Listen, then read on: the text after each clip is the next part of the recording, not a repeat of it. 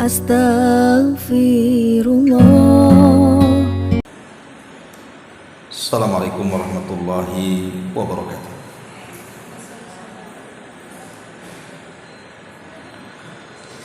Alhamdulillah wassalatu wassalamu ala rasulillah wa ala alihi wa sahbihi wa mawalah wa la hawla wa la quwata illa billahi wa ba'd. Kita lanjutkan kajian kita, masih membahas tafsir dari juz ke-29 dan kita masuk pada suratul Mursalat ayat ke-7 dan seterusnya. A'udzubillahi minasyaitonir rajim. Bismillahirrahmanirrahim. Innama tu'aduna lawaqi' fa idan nujumu tumisat wa idas samaa'u furijat wa idal jibalu nusifat wa idar rusulu uqitat li yaumin ujjilat li yaumil fasli wa ma adraka ma yaumul fasli wailun yauma idzin lil mukadzibin. Sesungguhnya apa yang dijanjikan kepadamu lawaqi', pasti terjadi. Maksudnya hari kiamat. Maka apabila bintang-bintang itu tumisat, dihapuskan cahayanya, dan apabila langit furijat, dibelah dan dipecah, dan apabila gunung-gunung nusifat, dihancur-hancurkan, dan apabila rasul-rasul telah ditetapkan waktunya, niscaya dikatakan kepada mereka, sampai hari apakah ditangguhkan azab kepada orang kafir itu? Sampai hari keputusan. Tahukah kamu apa hari keputusan itu? Maka celakalah pada hari itu bagi para pendusta kebenaran. Ma'asyiral muslimat yang dimuliakan Allah Subhanahu wa taala, setelah Allah Subhanahu wa taala bersumpah dengan Al-Mursalat, maka kita masuk pada jawab daripada sumpah tadi, bahwa sumpah-sumpah itu digunakan untuk menceritakan sebuah peristiwa yang sangat besar. Innama tu'aduna lawaqi', sesungguhnya apa yang dijanjikan kepadamu pasti terjadi. Artinya kiamat itu pasti terjadi, walaupun tidak diketahui kapan terjadinya, tetapi pasti terjadi. Makanya Nabi Shallallahu Alaihi Wasallam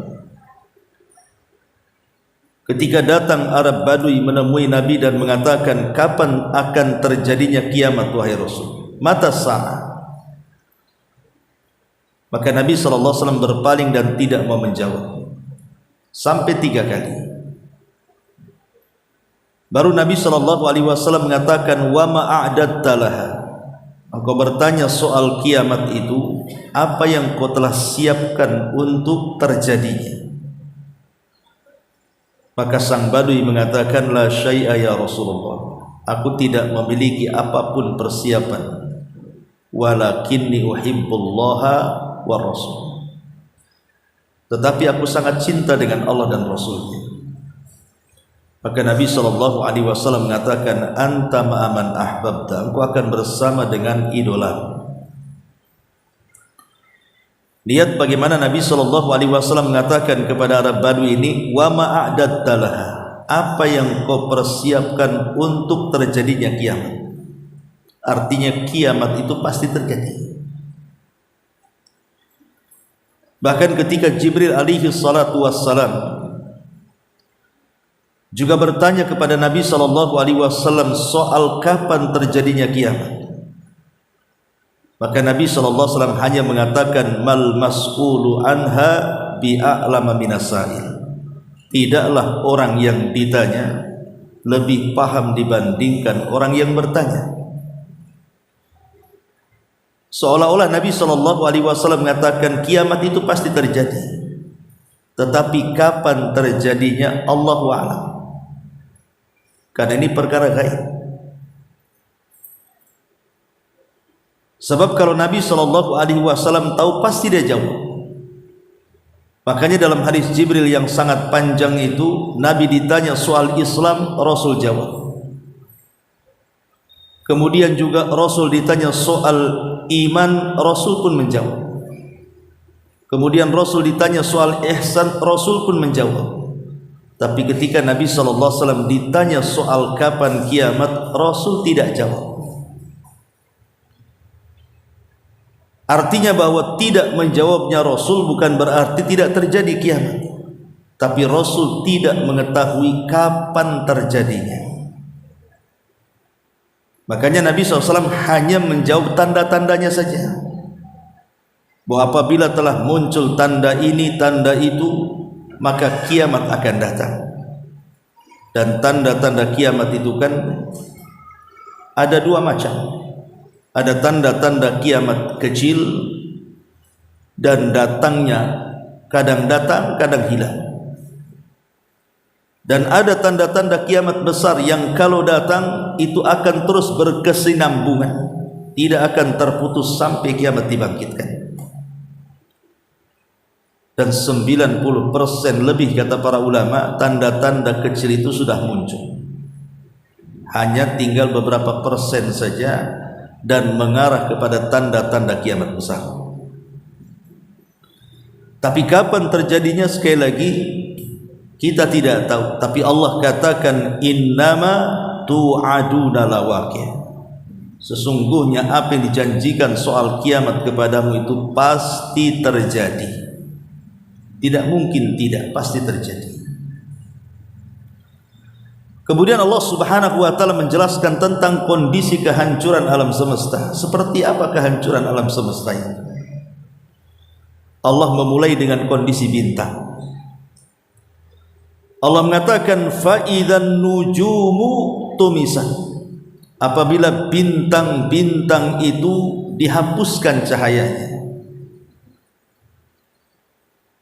Di dalam ayat yang lain, wa idzan nujumun kadara. Dan tatkala bintang-bintang itu dijatuh-jatuhkan. Sebagian para ulama mengatakan arti kadara artinya tasaqat, artinya bintang-bintang itu berjatuhan. Tapi ada juga yang mentafsirkan artinya taghayyara, bintang-bintang itu akan berubah, yang tadinya bercahaya menjadi gelap gulita. Tentu penafsiran baik yang mengatakan bintang itu akan berjatuhan pada hari kiamat, ataupun yang mengatakan bintang itu akan terhapus cahayanya, tidak bertentangan, karena bisa dijamak. Dikatakan oleh Imam Al-Kalbi dan juga Imam Atha, seorang ahli tafsir, tumtirus sama yauma idin nujuman fala yabqa najmun illa waqa. Pada hari kiamat langit akan menurunkan hujan bintang. Biasanya hujan itu air, ini bintang dihujankan. Maka tidak tersisa satu bintang kecuali akan jatuh ke permukaan bumi.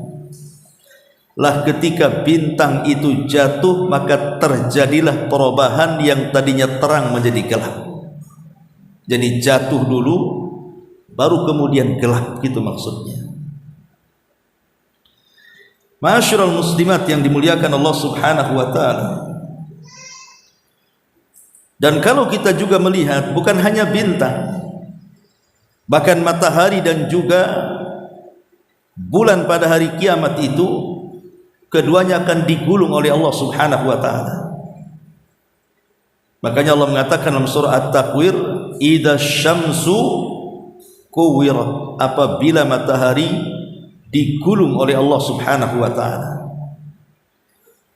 Dan Nabi SAW juga mengatakan asy-syamsu wal qamaru mukawwarani yaumal qiyamah, matahari dan bulan akan digulung dan dilipat pada hari kiamat. Ma'asyiral muslimat yang dimuliakan Allah Subhanahu wa taala, sebagian ahli tafsir mengatakan bahwa kemana matahari dan bulan digulung itu, dan keduanya bagian daripada bintang. Maka berdasarkan hadis Nabi SAW bahwa matahari akan digulung pada hari kiamat itu dan akan dipendamkan ke dalam jahanam, tentu dengan dua alasan. Kenapa matahari dan bulan itu dipendamkan ke dalam jahanam? Pertama, karena matahari dan bulan akan menjadi bahan bakar api neraka. Allah Subhanahu wa taala berfirman, innakum wa ma ta'buduna min dunillahi hasabu jahannam antum laha waridun law kana haula'i alihatun ma waraduha wa kullu fiha khalidun. Dalam surah Al-Anbiya 9899 Allah katakan, sungguh kalian dan apa yang kalian sembah selain daripada Allah Subhanahu wa taala adalah menjadi umpan-umpan neraka jahanam. Dan matahari dan bulan itu ada yang menyembah. Di zaman Ratu Balqis mereka menyembah matahari dan bulan. Di zaman Nabi Ibrahim juga sebagian kaum Ibrahim menyembah matahari, bulan, bahkan bintang. Sementara Allah katakan innakum wa ma ta'buduna min dunillahi hasabu jahannam, sungguh kalian dan apa yang kalian sembah daripada selain Allah akan menjadi bara api dan umpan neraka jahanam. Ayat ini, kata Imam Asy-Shinqiti rahimahullahu taala, tadullu ala anna jami'al ma'budati ma'abidiha finnar, bahwa seluruh sesembahan selain daripada Allah akan dikumpulkan bersama para penyembahnya di satu neraka. Jadi kalau mereka menyembah sapi maka akan dikumpulkan satu neraka. Kalau mereka menyembah batu maka akan dikumpulkan dalam satu neraka. Termasuk juga matahari dan bulan akan dikumpulkan dengan para sesembahannya. Kemudian yang kedua, tentunya untuk menghinakan orang-orang yang menyembah matahari dan bulan, dan untuk membuktikan bahwa matahari dan bulan itu bukan Tuhan, tidak layak disembah. Makanya Allah Subhanahu wa taala masukkan dan pendamkan matahari dan bulan itu ke dalam jahanam, bahwa keduanya bukan Tuhan. Itu maksudnya. Ma'asyiral muslimat yang dimuliakan Allah Azza wa Jalla. Jadi pada hari kiamat, bintang-bintang, matahari dan bulan itu semua akan dijatuh-jatuhkan oleh Allah Subhanahu wa taala. Fa idzan nujumu tumisat, apabila bintang-bintang itu dihapuskan cahayanya. Kemudian setelah Allah bercerita tentang soal bintang, maka Allah Subhanahu wa taala mulai bicara soal langit. Allah katakan wa idzas samaa furijat, dan apabila langit mulai terbelah dan terpecah. Terbelah atau terpecahnya langit itu disebutkan di beberapa ayat dalam Al-Qur'anul Karim.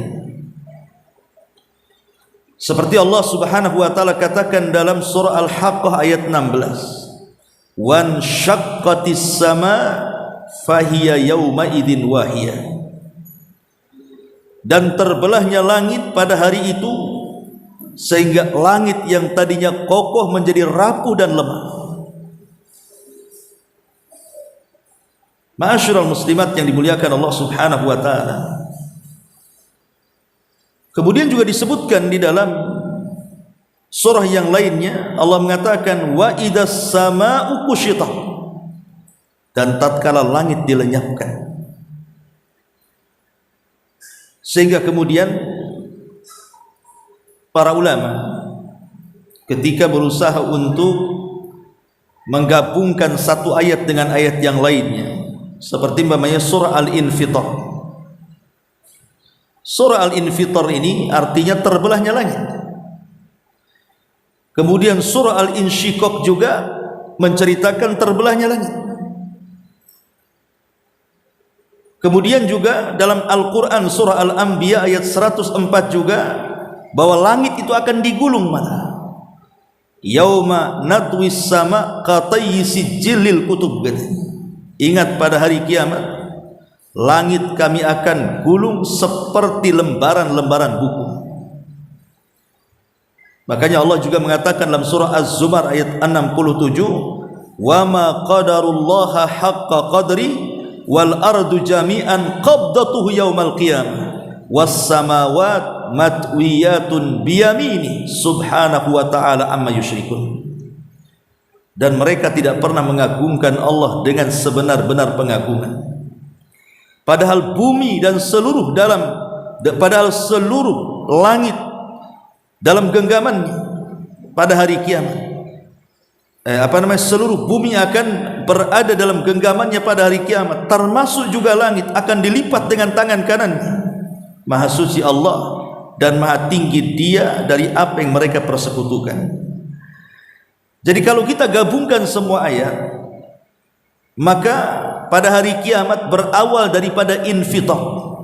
Langit itu akan terbelah, tapi tidak secara keseluruhan.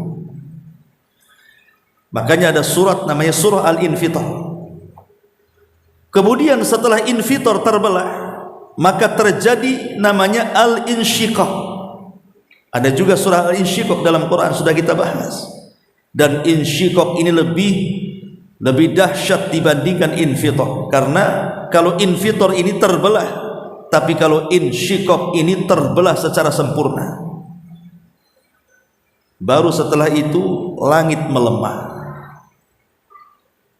sebagaimana surah Al-Haqqah ayat 16 tadi, wan syaqqatis sama fahiya yauma idzin wahiyah. Dan ketika langit terbelah, maka pada hari itu langit menjadi lemah dan rapuh. Karena langit itu kan bangunan. Bangunan ini kalau tiang-tiangnya sudah mulai roboh, maka tentu akan lemah atapnya, pasti akan roboh juga. Pada Allah mengatakan wa bainaina fawqakum sab'an shidada, dan kami bangun di atas kamu, maksudnya 7 lapis itu dengan sangat kokoh sekali. Tapi kalau sudah terpecah, kemudian terbelah, kemudian menjadi lemah, apa yang terjadi? Disinilah terjadi al-kasy, yang dikatakan idas sama'un kushitat, dan tatkala langit dilenyapkan. Berarti terbelah, kemudian terbelah hancur, kemudian lemah, kemudian lenyap. Kemana langit lenyap? Karena Allah subhanahu wa ta'ala menggulungnya tadi. Allah gulung di tangan kanannya, dan juga bumi berada di genggamannya. Itulah kondisi langit pada hari kiamat. Setelah kemudian Allah subhanahu wa ta'ala menceritakan soal langit, maka Allah beralih kepada kondisi bumi, dimulai daripada gunung-gunungnya. Di sini Allah Subhanahu wa taala mengatakan wa idzal jibalu nusifat, apabila gunung-gunung itu dihancurkan. Ma'asyiral muslimat yang dimuliakan Allah Subhanahu wa taala, dalam ayat yang lain juga Allah mengatakan wa idzal jibalu suyir, dan apabila gunung-gunung diperjalankan. Ada yang mengatakan bahwa yang dimaksud suyirat, diperjalankan di sini artinya diterbang-terbangkan. Tapi ada juga yang mengatakan suyirat di sini maksudnya gunung itu akan berubah menjadi debu dan tanah sudah tidak kokoh lagi. Makanya Allah mengatakan dalam surah An-Naml ayat 88 itu, wa taral jibala tahsabuha jamidatan wa hiya tamurru marras sahab. Dan kamu lihat gunung-gunung itu, kamu sangka dia tetap pada tempatnya. Tidak, dia akan berjalan satu masa, akan tercabut dari pasaknya, kemudian akan diterbangkan ke langit, kemudian akan ditubrukkan satu dengan yang lainnya, kemudian hanya sisa debu yang kembali ke bumi. Wa suyyiratil jibalu fakanat saraba. Dan gunung-gunung pun dijalankan sehingga menjadi fata morgana. Dalam surah Toha lebih jelas lagi Allah mengatakan, wa yas'alunaka 'anil jibal faqul yansifuha rabbi nasfa. Mereka bertanya-tanya soal gunung kepadamu wahai Muhammad pada hari kiamat. Katakan, Tuhanku akan menghancurkan pada hari kiamat sehancur-hancurnya. Makanya dalam surah Al-Waqiah juga Allah mengatakan ayat ke-5 dan ke-6-nya, wa bussatil jibalu bassa fakanat haba'an mumbatha. Dan gunung-gunung dihancurkan sehancur-hancurnya, maka jadilah dia seperti debu-debu yang berterbangan. Sama dengan disebutkan dalam surah Al-Qari'ah juga, wa takunul jibalu kal'ihnil manfus. Dan gunung-gunung itu seperti bulu yang dihambur-hamburkan. Kalau kita perhatikan gabungan ayat-ayat ini berarti kondisi gunung pada hari kiamat itu, pertama, Allah akan mencabut dari pasaknya. Kemudian setelah itu Allah terbangkan gunung itu ke langit. Kemudian setelah itu Allah Subhanahu wa taala hancur-hancurkan gunung itu di atas langit. Kemudian gunung-gunung yang kokoh itu menjadi debu yang tidak ada bekasnya dan akan kembali ke bumi. Sehingga bumi sudah tidak ada lagi gunung dan bukit, semua rata. Kalau sekarang masih ada yang meninggi, ada yang merendah, ada bukit, ada gunung, ada lembah. Tapi nanti pada hari kiamat semua rata, tidak ada yang meninggi, tidak ada yang merendah. Ya, ini yang Allah katakan wal ardu muddat. Dan ketika bumi itu dihamparkan sehampar-hamparnya. Inilah kondisi gunung pada hari kiamat yang Allah Subhanahu wa taala katakan di sini, wa idzal jibalu nusifat. Dan apabila gunung-gunung itu dihancur leburkan. Tentu bukan hanya gunung-gunung saja yang ada di bumi itu. Di bumi juga ada lautan. Lalu bagaimana nasib lautan pada hari kiamat? Maka Allah Subhanahu wa taala mengatakan dalam surah Tur ayat 6, wal bahril masjur. Dan demi lautan yang kelak pada hari kiamat akan dinyalakan. Lautan akan dinyalakan. Karena dalam firman Allah yang lainnya, wa idzal biharu sujjirah. Apabila lautan itu akan dinyalakan. Kalimat sujjirat ini sebagian ahli tafsir mengatakan maknanya ukidat. Ukidat itu dinyalakan api. Tapi ada juga yang mengartikan artinya muliat. Maksudnya penuh. Maksud penuh di sini artinya meluap dari lautan ke daratan. Karena dalam ilmu yang sudah kita pahami di sekolah-sekolah kan, bahwa bumi ini lebih banyak lautannya dibandingkan daratannya kan. Jadi kalau dibandingkan persen itu 2,5% atau 2/3%, 2/3 bumi ini kan semua lautan. Jadi daratan itu kan hanya sepertiganya saja.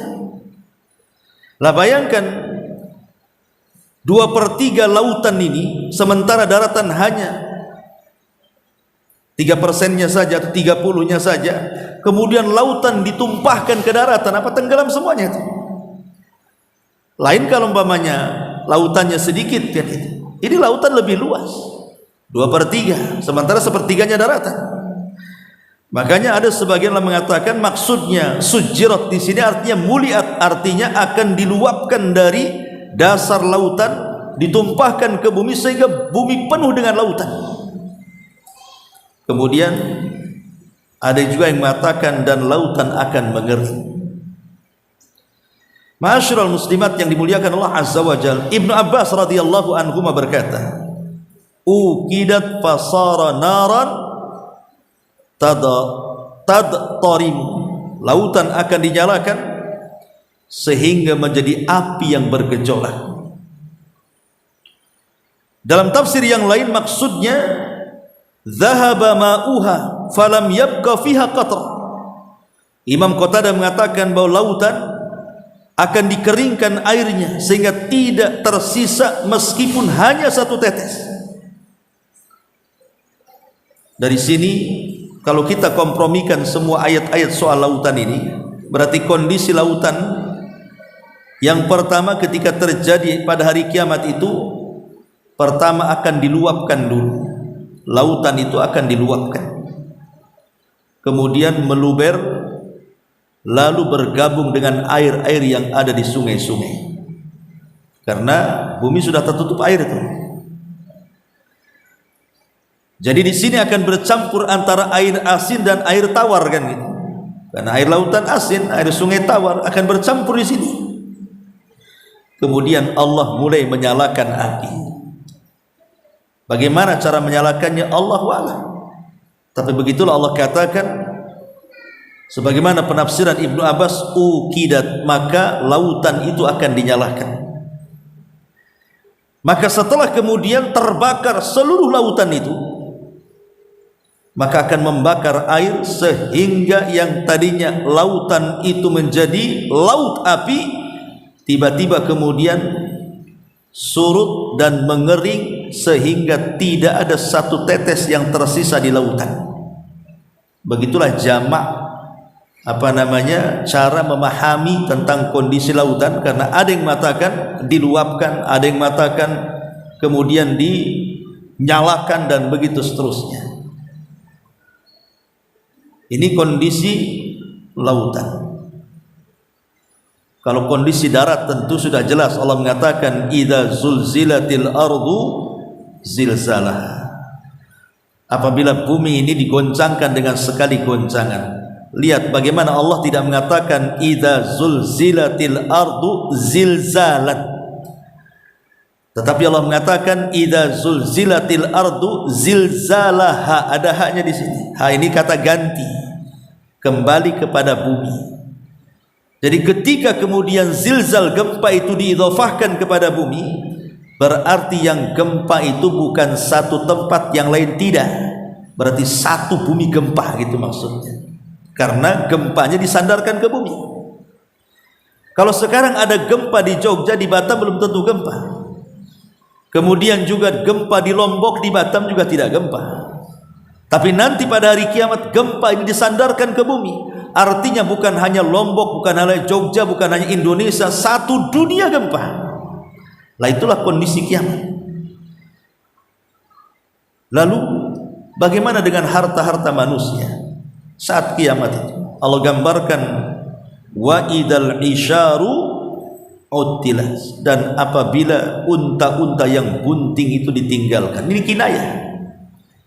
Karena orang-orang Arab itu mereka senang dengan unta, dan itulah dunia yang bagi mereka berharga. Artinya ketika Allah Subhanahu wa taala mengatakan wa idal isyaru utilat, berarti pada hari kiamat itu manusia sudah tidak mengurus harta lagi. Saking ketakutannya. Karena pada hari kiamat itu semua akan hancur. Mungkin hari ini ibu melihat lautan yang sangat indah, membiru dan begitu seterusnya. Nanti pada hari kiamat, kemana keindahan lautan itu pergi? Tidak akan ada lagi. Hari ini kita melihat ketika purnamanya di langit, bintang yang bertebaran di atas langit sana. Mungkin indah kita lihat hari ini, tapi hari kiamat, kemana keindahan bintang itu? Sudah nggak ada lagi. Kita lihat gunung-gunung, bangunan bertingkat, hotel-hotel pencakar langit, bangunan-bangunan pencakar langit. Nanti pada hari kiamat lo nggak ada, kena gempa semuanya. Jadi pada hari itu nggak ada lagi peduli orang itu dengan kekayaan. Wa idal isyaru utilat. Itulah kondisi gambaran singkat yang disebutkan dalam surah Al-Mursalat. baru kemudian beralih setelah terjadi kiamat yang luar biasa, baru beralih kepada hari setelah kiamat. Allah mengatakan di sini, wa idar rusulu uqitat, apabila rasul-rasul itu telah ditetapkan waktunya. Maksudnya apa? Maksudnya setelah kiamat ditetapkan, kemudian dihancurkan alam semesta dengan sehancur-hancurnya, kemudian manusia mulai beralih dari kehidupan dunia kepada kehidupan akhirat. Mulailah manusia dibangkitkan pada hari itu oleh Allah Subhanahu wa ta'ala dari setiap tulang ekor manusia. Setelah dibangkitkan, kemudian dikumpulkan di mana? Di padang mahsyar. Disinilah Allah katakan, wa idar rusulu uqitat, ketika rasul-rasul, nabi-nabi itu sudah ditetapkan waktunya untuk dimintai pertanggungjawaban di hadapan Allah atas risalah yang disampaikan kepada umatnya. Nanti Nuh alaihi salatu wassalam itu akan dipanggil oleh Allah Subhanahu wa ta'ala pada hari kiamat, dan seluruh umat Nuh dipanggil tuh. Kemudian Allah katakan kepada Nuh, Nuh, sudahkah kau sampaikan risalahku kepada umat? Maka Nuh alaihi salatu wassalam mengatakan, sudah ya Rabb, sudah. Maka kemudian Allah Subhanahu wa ta'ala katakan kepada umatnya Nuh alaihi salam, betul Nuh sudah menyampaikan risalah kepada kalian. Maka umat Nuh mengatakan, tidak ya Rabb, Nuh berdusta, dia tidak pernah menyampaikan risalahnya kepada kami. Maka Allah Subhanahu wa ta'ala katakan, ya Nuh, lihat umatmu mengatakan engkau berdusta, engkau belum menyampaikan risalahku. Ada enggak saksi yang mendukungmu bahwa engkau menyampaikan risalahnya? Kata Nuh, ada. Kemudian Nabi Nuh alaihi salatu wassalam mengisyaratkan kepada kita, kepada umat Nabi sallallahu alaihi wasallam. Maka dari sini Allah Subhanahu wa ta'ala katakan, fa kaifa idza ji'na min kulli ummatin bisyahid. Bagaimana kalau seandainya kalian akan datang kepada setiap umat menjadi saksi mereka? Jadi kita ini akan menjadi saksi kepada semua para nabi.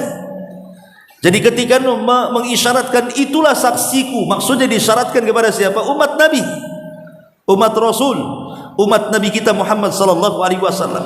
Maka kita semua akan dipanggil oleh Allah Subhanahu wa ta'ala, kemudian mengatakan, kalian mau bersaksi akan persaksian Nuh bahwa dia telah menyampaikan risalahku kepada umatnya? Maka serentak umat Islam, umat Muhammad sallallahu alaihi wasallam mengatakan, tentu ya Rabb, Nuh sudah menyampaikan risalahnya. Maka Allah mengatakan, bagaimana mungkin kalian bersaksi? Kalian tidak hidup di zaman Nabi Nuh. Bagaimana kalian tahu Nuh menyampaikan risalah? Kalian tidak hidup di zaman Nabi Nuh. Namanya saksi itu harus melihat. Kalau tidak melihat, macam mana akan jadi saksi? Tetapi kemudian umat Rasul pada hari kiamat mengatakan, ya Rabb, yang menyampaikan Nuh risalahmu kepada umat itu engkau sendiri. Di dalam Al-Quranul Karim, makanya adalah surah Nuh. Ya, kami tidak bersaksi, tidak pernah menyaksikan Nuh menyampaikan risalah, tapi engkau yang ngasih tahu kepada kami bahwa Nuh sudah menyampaikan risalahnya 1000 tahun dikurangi 50 tahun, 950 tahun. Maka Allah katakan, sadaqtum, benar kalian. Wa sadaqan Nuh wa kadzaba qaum. Ya, telah benar juga Nuh dan berdusta kaumnya.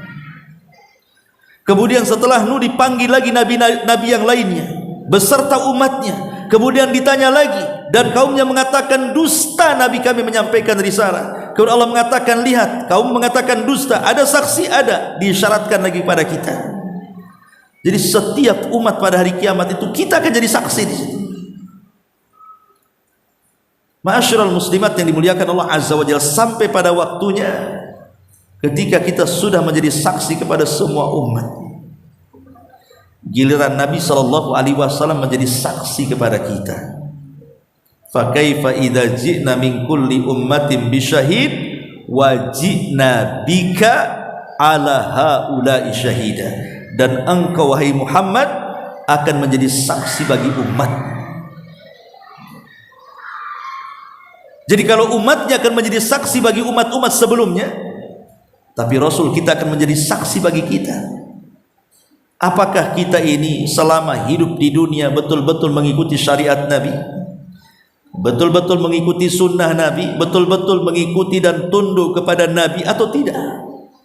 Nanti Nabi SAW akan melihatnya, dan ini khawatir. Makanya kata Hasan Al-Basri rahimahullahu ta'ala, ketika ada sebuah kaum mereka mengklaim mencintai Nabi SAW, fabtalahumullahu bihadil ayat, maka Allah uji mereka dengan ayat ini. Maksud ayat ini adalah Qul in kuntum tuhibbunallaha fattabi'uni yuhibbukumullah. Katakan ya Muhammad, kalau kalian cinta kepada Allah, ikuti aku, niscaya Allah akan cinta kepada kalian, bahkan lebih daripada itu, wa yaghfir lakum, dan Allah pun akan mengampuni dosa-dosa kalian. Alangkah celakanya orang-orang yang mengaku cinta kepada Rasul, tapi kenyataannya dia tidak pernah melaksanakan sunnah Rasul. Rasul akan menjadi saksi bagi kita, dan ini detik-detik yang luar biasa. Makanya Allah mengatakan wa idzar rusulu uqitat. Ingat, apabila Rasul sudah Rasul sudah ditetapkan waktunya untuk berhadap-hadapan dengan umatnya, termasuk Nabi kita Muhammad berhadapan dengan kita, siapa yang betul-betul menjadi umatnya dan siapa yang hanya pengakuan saja menjadi umatnya. Makanya ketika Nabi SAW menunggu di telaganya, ketika hampir seluruh umatnya minum dari telaganya, tiba-tiba ada satu kelompok yang hendak masuk ke telaganya, diusir para malaikat. Kata Nabi SAW, ummati ummati, ya Rabb, itu umatku. Dan riwayat ashabi ashabi, itu sahabatku, biarkan mereka minum. Tapi Allah Subhanahu wa ta'ala mengatakan, ya Muhammad, innaka la tadri ma ahdatsu ba'dak, innahum ghayyaru wa baddalu. Wahai Muhammad, kau tidak tahu apa yang terjadi sepeninggal. Mereka sudah merubah-rubah petunjukmu dan sudah mengambil di luar daripada tuntunan. Sebagian ahli tafsir mengatakan, dan ulama-ulama akidah, bahwa ada beberapa orang yang tidak mungkin masuk ke telaga Rasul dan tidak akan meminumnya. Pertama, orang yang murtad, dia tidak akan minum dari telaga Rasul walaupun dia sempat jadi umat Nabi, tapi karena dia murtad, maka dia bukan umat Nabi lagi. Yang kedua, munafik, walaupun lisannya mengatakan asyhadu an la ilaha illallah wa anna muhammadar rasulullah, tapi hatinya dipenuhi dengan kekufuran. Makanya orang munafik tidak mungkin meminum dari telaga Nabi. Yang ketiga, para pelaku bid'ah yang mereka jauh dari tuntunan Rasul. Rasul perintahkan ini, kita pula buat itu. Rasul kemudian memerintahkan itu, kita buat pula yang ini. Tidak cocok dengan perintah, malah melanggar perintah dan tidak menjalankan yang diperintahkan.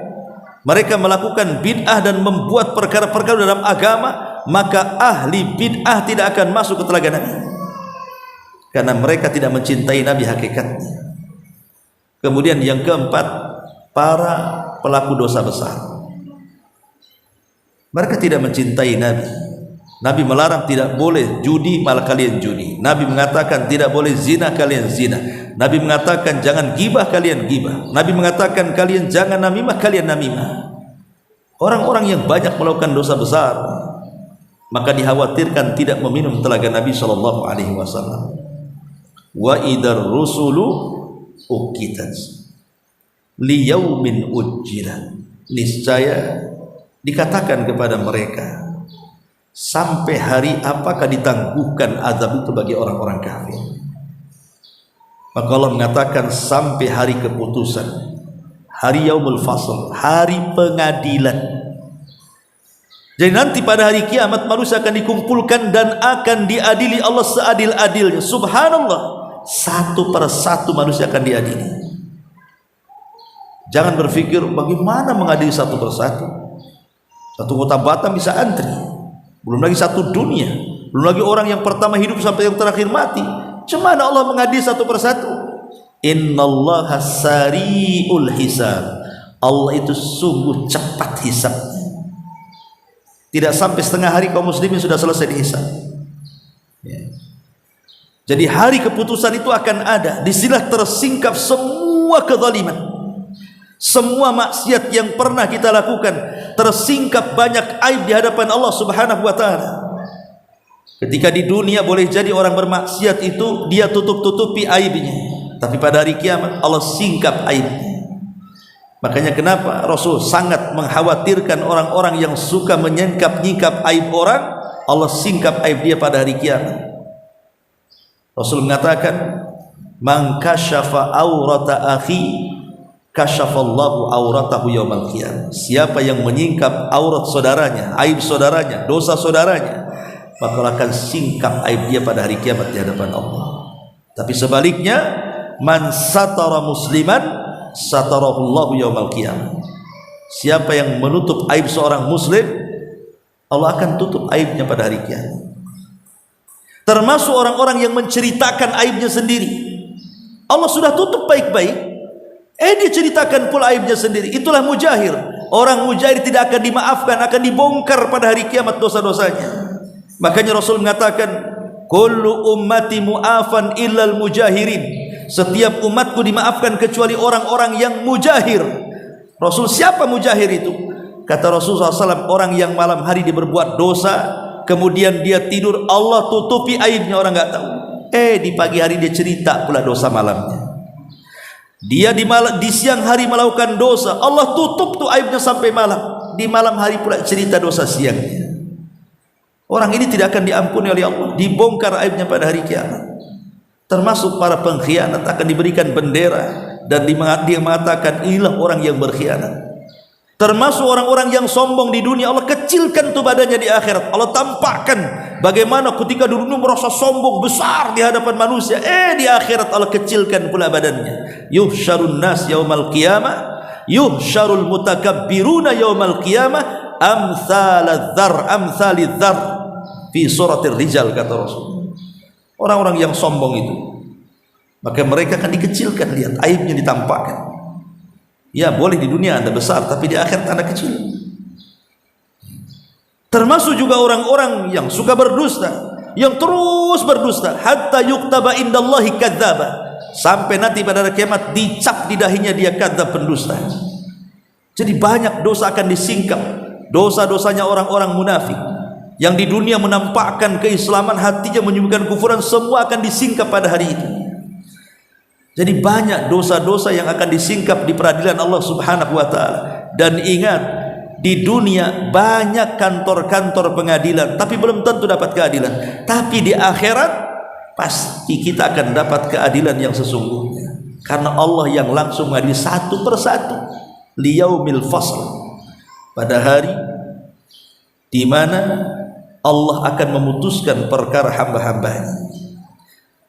Kemudian Allah mengatakan, wa ma adraka ma yaumul fasl. Tahukah kamu apa hari keputusan ini? Tidak perlu dijawab karena ini sudah paham semuanya. Tapi Allah katakan, wailun yauma idzin lil mukadzibin. Celaka pada hari itu bagi para pendusta. Di sini Allah mengulang, nanti kalau ibu baca surah Al-Mursalat itu, Allah mengulang kalimat wailun yauma idzin lil mukadzibin berapa kali? 10 kali. Nanti akan terulang-ulang. Wailun yauma idzin lil mukadzibin, wailun yauma idzin lil mukadzibin. Allah ulang 10 kali. Kenapa? Ada apa diulang-ulang sampai 10 kali? Karena ini bukan kebiasaan Allah mengulang-ulang ayat dalam surat itu. Ada yang terulang-ulang, tapi tidak sebanyak ini maksudnya. Bukan kebiasaan Allah mengulang-ulang ayat sampai 10 kali dalam satu surat itu.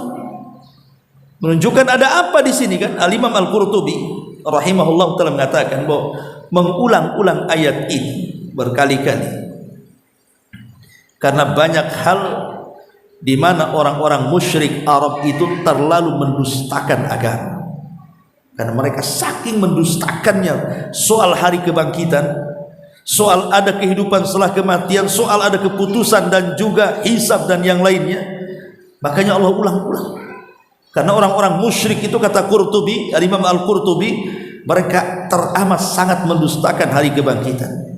Makanya Allah ulang-ulang, karena mereka mendustakan. Lah karena saking banyaknya orang-orang musyrik itu, mendustakan tentang hari akhir, makanya Allah pun perbanyak kalimat wailun yauma idzin lil mukadzimin, celaka pada hari itu bagi para pendusta akan hari kehidupan setelah kematian dan balasan setelah kematian manusia. Nah, di antara penjelasan dari para ulama tafsir, berarti kalau kita simpulkan semuanya, oh, hari kiamat itu pasti terjadi. Adapun kejadiannya kapan, wallahu a'lam. Tapi yang jelas bahwa sebelum kiamat itu terjadi dimulai dengan tanda-tanda kiamat kecil, kemudian tanda-tanda kiamat besar. Dimulai dengan munculnya Dajjal, kemudian turunnya Isa bin Maryam, kemudian keluarnya atau hancurnya benteng Ya'juj wa Ma'juj. Kemudian setelah itu muncul dukhan, artinya asap yang pekat yang melekat di langit hitam. Kemudian matahari terbit dari arah barat. Kemudian muncul binatang yang bisa bicara. Kemudian setelah itu muncul gempa dari arah timur, gempa dari arah barat, gempa dari jazirah Arab, dan ditutup dengan api yang menggiring manusia dari Aden Yaman, kemudian dikumpulkan di Syam. Baru terjadi kiamat besar, di mana langit mulainya dipecahkan, kemudian dibelah secara sempurna, kemudian dilenyapkan karena digulung oleh Allah Subhanahu wa taala. Kemudian bintang dijatuh-jatuhkan, kemudian dipadamkan cahayanya dan membentur satu dengan yang lainnya sehingga terjadi kekacauan di mana-mana. Kemudian bumi, di daratan terjadi gempa hebat, di lautan diluapkan, kemudian airnya disatukan, air lautan dengan air sungai, kemudian dinyalakan, kemudian dikeringkan sehingga tidak ada satu tetes lagi air yang ada di bumi. Kemudian gunung dicabut, diterbangkan, dihancurkan di langit, kemudian dikembalikan hanya sisa debu-debunya saja. Kemudian betul-betul dihancur-hancurkan semua alam semesta kecuali makhluk yang Allah kecualikan.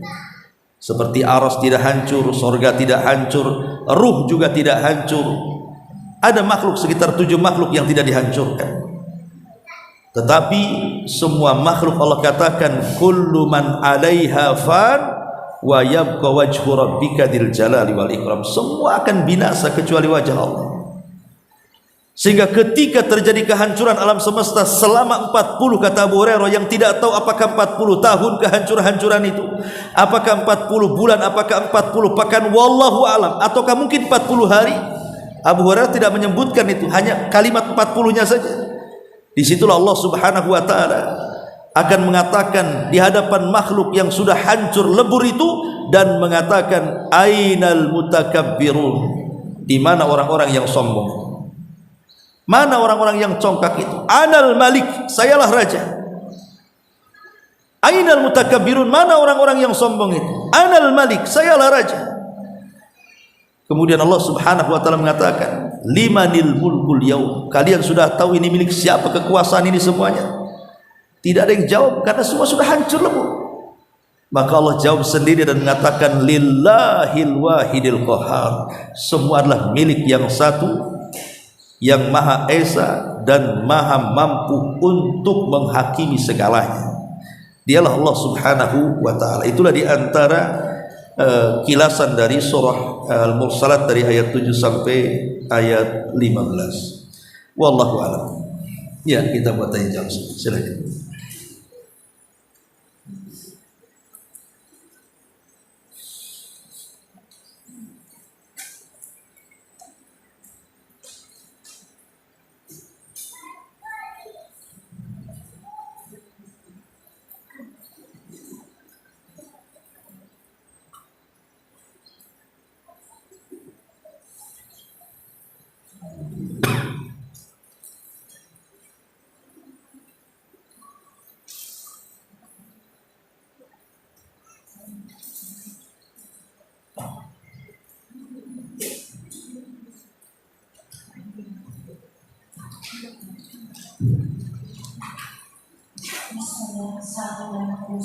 Waalaikumsalam.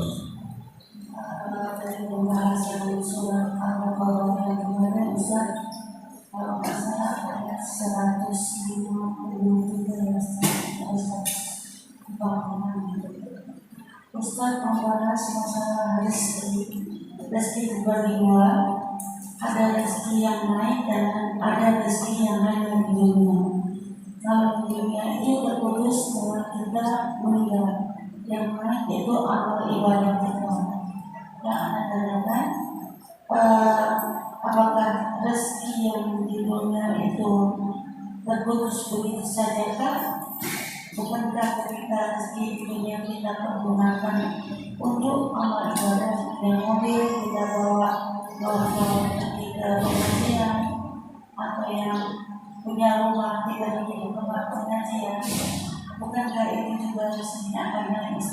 Iya. Ya, alhamdulillah. Kemarin kita Darul Ihsan bicara soal rizki. Rizki itu ada dua.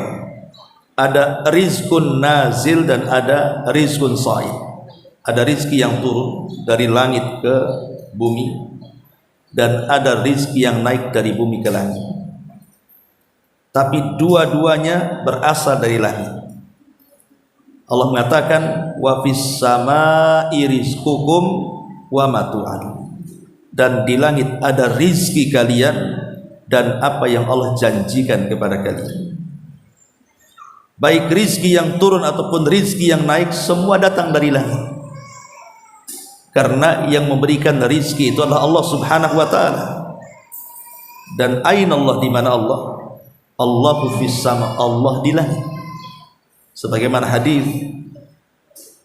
seseorang sahabat yang hendak memerdekakan jariyah, anak budak perempuan. Kemudian sahabat ini ragu-ragu apakah dia seorang mukminah atau bukan. Maka bertanya kepada Nabi SAW. Kemudian Rasul bertanya kepada jariyah tersebut dan mengatakan, aina Allah, di mana Allah? Maka jariyah mengatakan, Allahu fis sama, Allah di langit. Maka Rasul mengatakan, i'tikha fa innaha mu'minah. Merdekakan budak ini karena dia menjadi seorang mukminah. Ketika Allah subhanahu wa ta'ala mengatakan wa fis sama'i rizqukum wa ma tu'adun, di langit ada rizki kalian dan apa yang dijanjikan kepada kalian berupa sorga itu, maka dari ayat ini disimpulkan rizki itu ada dua. Pertama, wa fis sama'i rizqukum, dan di langit ada rizki kalian, maksudnya rizki yang diturunkan Allah ke bumi. Itulah berupa rumah, kendaraan, pasangan, anak-anak, makanan, minuman, kendaraan, dan begitu seterusnya. Kemudian yang kedua, rizkin sa'id, dari ayat keduanya, wa fis sama'i rizqukum wa ma tu'adun, dan apa yang Allah janjikan kepada kalian di sorga. Maksudnya ini rizki yang naik, yang dinaikkan dari bumi ke sorga. Adapun rizki yang turun sifatnya fana, karena memiliki dua pintu. Pertama pintu kehidupan, dan yang kedua pintu ajal. Selama kehidupan masih ada di bumi, maka rizki itu akan turun ke bumi. Tapi ketika pintu ajal datang, maka rizki itu akan terputus dengan ajalnya. Jadi ibu kalau masih hidup, Allah kasih rizki dan Allah sempurnakan rizkinya, dan tidak mungkin ibu Allah wafatkan sampai sempurna rizkinya. Tapi setelah ibu meninggal, terputuslah rizki di sini. Terputus rizki di sini. Lain dengan rizki yang dinaikkan. Rizki yang dinaikkan itu berupa amal soleh. Dia tidak akan terputus dari mulai dunia, masuk ke kuburan, masuk ke sorga, nggak akan terputus. Dan seagung-agungnya rizki yang naik adalah ketika Allah berikan rizki kepada kita, kita bisa melakukan amal soleh. Kita bisa sholat khusyuk, kita bisa bersedekah, kita bisa menggunakan rizki-rizki yang turun itu untuk ibadah. Makanya Allah mengatakan, ilaihi yas'adul kalimut thayyibu wal amalus salihu yarfa'uhu. Kepada Allah lah kalimat-kalimat indah naik dan amal soleh terangkat. Karena siapa yang bangun rumah di bumi, Allah bangunkan rumah di sorga. Siapa yang mengucapkan subhanallah wa bihamdihi 1 kali di bumi, Allah kasih 1 pokok kurma di sorga. Dan begitu seterusnya. Setiap ibadah itu hakikatnya kita sedang membangun di sana. Jadi yang ibu amalkan di bumi dari amal soleh, dari ucapan-ucapan indah, dari zikir, baca Quran dan yang semacamnya, hakikatnya kita sedang membangun rumahnya, tamannya, sungainya, dan macam-macamnya. Dan itu tidak akan terputus. Itulah rizki yang naik. Justru setelah kematiannya dia akan mencari rizkinya berupa surga Allah Subhanahu wa ta'ala. Makanya rizki yang turun dengan rizki yang naik ini memang lelah mencari rizki yang naik dibandingkan mencari rizki yang turun. Karena wajar yang namanya naik itu, kita aja naik di ketinggian lelah. Beda dengan turun. Turun enak aja, ibu turun dari tangga enak. Coba naik ke tangga apa nggak ngos-ngosan? Itu logikanya. Karena untuk meraih rizki yang naik berupa sorga itu perlu ada ijtihad, kesungguhan mencarinya. Tidak bisa. Tapi kalau rizki yang turun ini terkadang bisa dicari dengan cara halal, bisa dicari dengan cara haram. Dan dua-duanya akan dibalas oleh Allah Subhanahu wa ta'ala. Anda mencari yang halal ya dibalas, mencari yang haram dibalas, dua-duanya. Dan ingat bahwa sekalipun rizki yang turun tidak dicari, rizki yang cari kita. Jangan salah. Oke, kita nih nggak mau cari rizki lah, diam aja di rumah. Nanti ada orang yang ngantar rizki juga. Coba saja ibu nggak kerja, terdengar ibu kelaparan di situ. Tidak mungkin tetangga dia pasti ngantar makan juga kan ya, karena rizki itu kan ada 2, ada yang dicari, ada yang datang sendiri. Lihat waktu corona itu banyak ngeluh di FB, di TikTok, susah cari kerja tapi gemuk-gemuk. Dari mana itu bisa makan waktu corona? Allah kasih rizki dengan cara lain kan begitu. Jadi maksudnya di sini rizki yang turun itu akan menjadi amal soleh dan akan menjadi rizki yang tidak akan terputus kalau digunakan di jalan Allah maksudnya. Kalau tidak digunakan di jalan Allah seperti orang kafir ya dengan kematian, imma kita meninggalkan rizki atau rizki meninggalkan kita. Kita meninggalkan rizki dengan kematian kita atau rizki meninggalkan kita dengan musibah.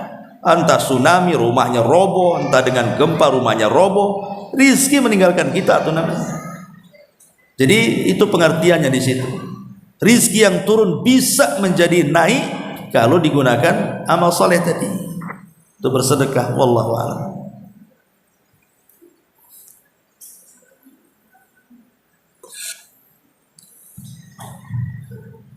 Saya bertanya lagi, Ustaz. Iya. Dalam penciptaan manusia, itu manusia tercipta dari 3 jenis ya Ustaz. Yang pertama dari tanah, yang kedua dari tulang rusuk, yang ketiga dari air mani dan jema. Dari pembahasan ketiga itu ada perbedaan yang didapat ya Ustaz. Ketika manusia diciptakan dari tanah itu Allah akan menempatkan di surga sebagaimana ada. Tapi dalam kesalahannya Allah turunkan. Terus di situ apa yang membedakan dari ketiga penciptaan untuk dari segi akhlak tersebut, Ustaz, akhlaknya manusia tersebut. Dan di sini tentu ada Allah ingin menunjukkan kepada manusia tentang kebesaran-kebesaran Allah dan tiga penciptaan itu. Meminta penjelasannya, Ustaz. Iya, alhamdulillah. Adapun Adam tercipta dari tanah. Kenapa mesti tanah? Bahan baku penciptaan Adam itu tanah dan air. Kenapa mesti bahan bakunya menggunakan tanah dan air? Kenapa tidak seperti malaikat diambil dari cahaya, diambil dari seperti iblis diambil dari api dan yang semacamnya? Tentu Allah Subhanahu wa taala ada maksud, ada hikmah di balik penciptaan Adam itu dari tanah.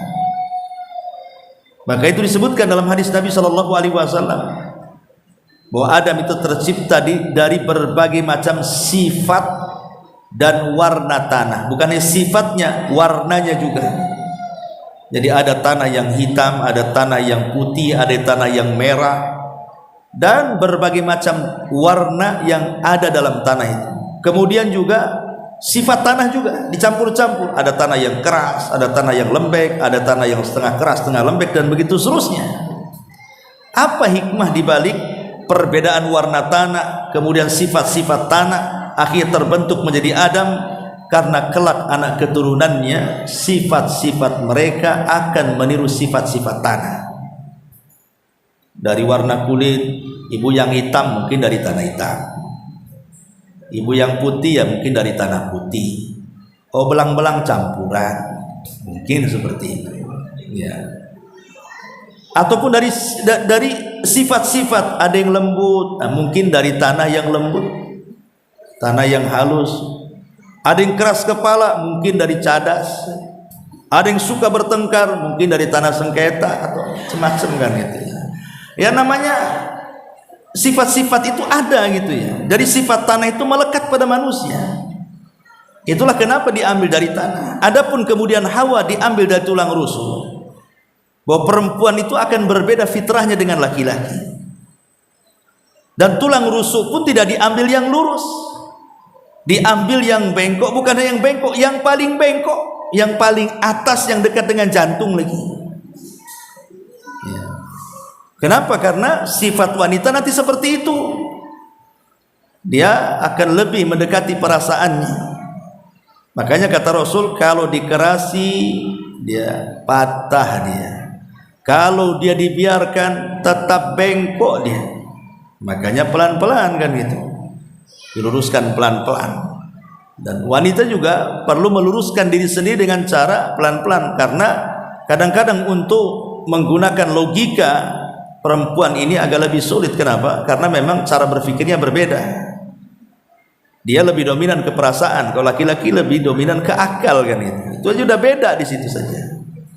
Makanya kalau perempuan kalau sedih-sedih banget, makanya mudah kesurupan. Ya. Kalau laki-laki ya meninggal ya sudah main, udah gitu aja, simple aja laki-laki itu.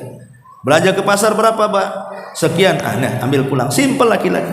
Perempuan enggak, berapa? Mahal kali gitu. Nggak mau, padahal cuma 1.000, pindah langganan, balik lagi ke situ, rupanya kok lebih murah katanya. Coba keliling-keliling pasar dapat kangkung 1 ikat 1 jam. Ya karena dia mikir panjang kan, dia adukan tuh otak dengan perasaannya, sampai belanja aja lama putar-putar. Makanya ndak ada suami yang mau ngantar istri ke pasar, biasanya nunggu di parkiran atau muter-muter, nanti telepon kalau sudah selesai kan itu ya. Jadi itu mungkin dari segi sifat juga berbeda antara laki-laki dan perempuan itu. Nah itulah makanya sifat turunan Adam itu ya diambil kalau perempuan yang ikut sifat Hawa, kalau kemudian laki-laki ya mengikut sifat Adam alaihi salam. Wallahu a'lam. Sini ada pertanyaan di YouTube ini, apakah malaikat maut juga akan wafat, Ustaz? Ya, akan mati. Disebutkan dalam sebuah riwayat yang dicantumkan banyak ahli tafsir. Memang riwayat ini dilemahkan tetapi masyhur, bahwa saat kemudian semua makhluk dihancur-hancurkan ini, maka dipanggillah malaikat maut. Kemudian Allah mengatakan, man baki, siapa yang tersisa yang belum mati? Karena semua manusia mati, semua jin mati, semua malaikat mati, tinggal malakul maut. Jadi Allah mengatakan, man baki, siapa yang tersisa? Maka dia mengatakan, Jibril, Mikail, Israfil, wa abdukal fakir, dan hambamu yang fakir ini. Maka Allah mengatakan, kalau gitu cabutlah nyawa 3 malaikat itu, karena 4 malaikat ini kan termasuk sayyidul malaika. Kalau disebut pemimpinnya para malaikat, yang 4 ini pemimpin malaikat, Jibril, Mikail, Israfil, malakul maut, itu disebut sadatul malaika, pemimpinnya para malaikat. Maka Allah mengatakan, kalau gitu cabutlah nyawa-nyawa orang, malaikat-malaikat. Akhirnya dicabut Jibril, Mikail, Israfil, tinggal malakul maut. Maka Allah mengatakan lagi, man baki, siapa yang tersisa?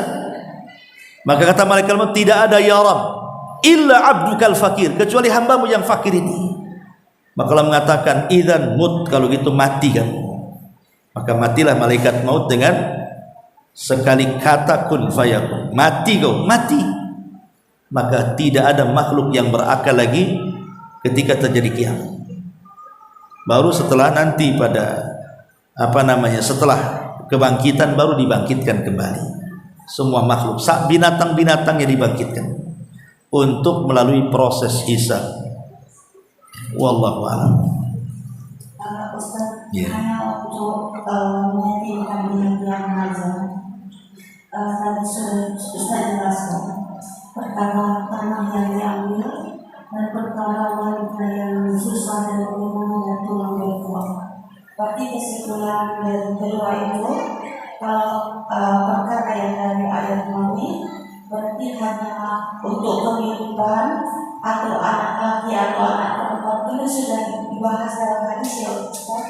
Banyak yang mana siapa yang di luar.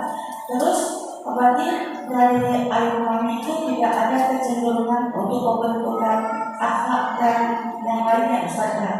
Hanya untuk akhlak lembut tidak, itu hanya satu dari pembentukan anak Ustaz. Ya tentu juga ada pengaruhnya.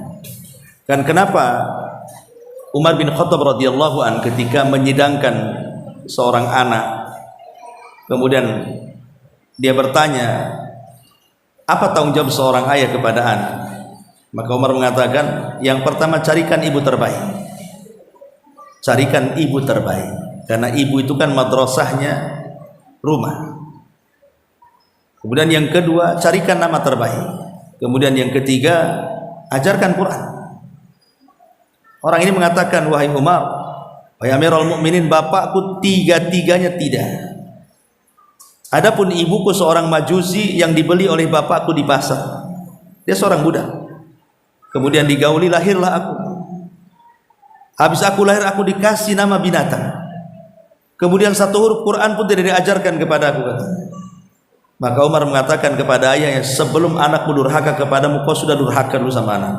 Artinya di sini bahwa karakter anak menjadi baik dan buruk itu kembali kepada orang tuanya. Mulai dari pranikah tadi, cari yang baik agamanya.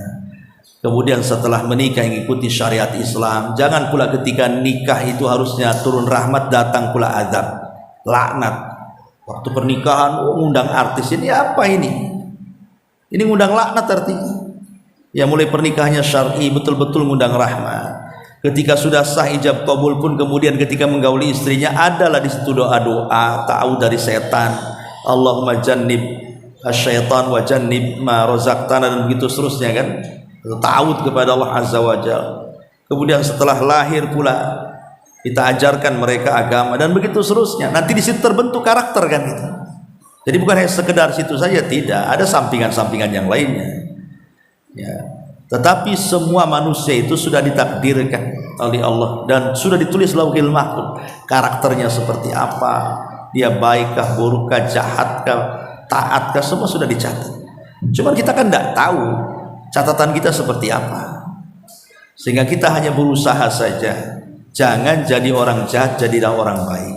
Jangan jadi orang keras, jadilah orang lembut. Karena dengan itu fa amma man a'ta wattaqa wa saddaqa bil husna fasanuyassiruhu lil yusra. Sudah baik tuh akhlak-akhlak yang kita bentuk itu, Allah mudahkan lagi kebaikannya. Karena siapa yang berpaling, Allah palingkan.